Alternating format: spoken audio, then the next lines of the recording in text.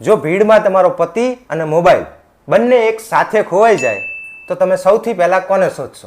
તમારા પતિને કે મોબાઈલને? ફક્ત પરણેલી સ્ત્રીઓ જ જવાબ આપશે. તું કોને શોધે? તમને. સાચું બોલ, મોબાઈલ વગર તો તું રહેતી નહીં. હવે સારી રીતે ના કપાય છે, આંગળી બાંગળી કપાઈ જાય. વાહ પારુલ, તું તો મારી બહુ ચિંતા કરે છે. હવે ચિંતા બિંતા કઈ નહીં, તમને આંગળી વાગી જશે, ઘરનું કામ કોણ કરશે? મોટા ચિંતા કરે. લે આ છાતીમાં બળતરા ના થાય ની દવા. પણ મને તો છાતીમાં બળતરા થાય છે. થશે. ચમ? કારણ કે પાડોશી રહ્યો ને એની બૈરી માટે 5 તોલાનો હોનાનો હાર લાવ્યો હોય. ઈ હાજે તને બતાવવા આવશે ને એટલે તને બળતરા થશે.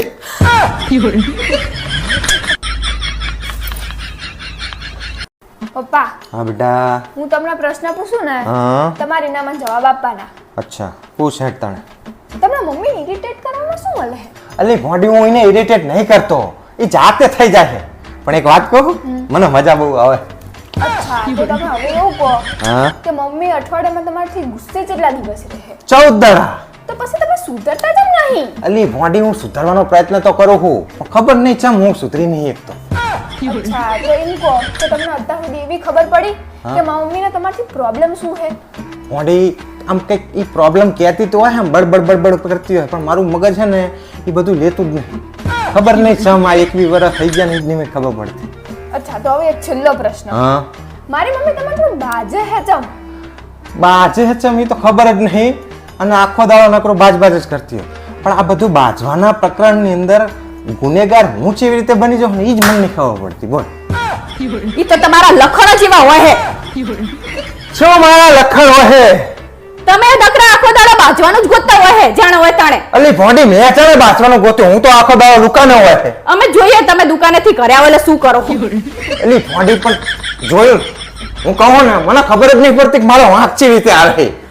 જો હે ને, મને ખબર જ છે તમે જાણવા તાણે બોલી રહો, બરાબર બોલવાનું, અને પછી ભાઈ કે મારો વાંક ચાહી આવે મને ખબર નહીં પડતી, પણ બોલતા ના હોય તો તાણે.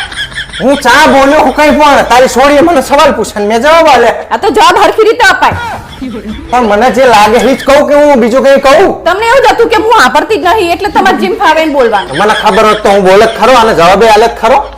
જો હે ને, મને ખબર હતી તમને ખબર નહીં ને એટલે જ તમે બોલો છો. આ તે સાચું. હા, ભરવાની તો તારી તેવડ નહીં. જાણે હોય તાણે કૂતરાની જેમ ભળ ભળ કરતી હોય, બાજવામાં લવાજ મારતી હોય. હું લવા નહીં મારતી, તમે બાજવાનું ગોતો ને એટલે મારે બોલવું પડે. હું ચા બાજવાનું, તને ખબર પડે ને છોડી, હું બાજવાનું ગોતું. નકરા નવરા બેઠા હે ને, ખબર જ નહીં પડતી આને ચા પ્રોબ્લેમ થાય હે ને શું પ્રોબ્લેમ હે ને ખબર જ નહીં. જાણે વાતા નકરું બાજ બાજ ને બાજ બાજ. ઘરે આય ને ઘરે થોડો ટાઈમ રહેતો બાજ બાજ કરવું હોય. પાછો મારો વાંક આવે છે. તારી માને સમજણ જ ચમ પડતી નહીં, ખબર પડતી નહીં.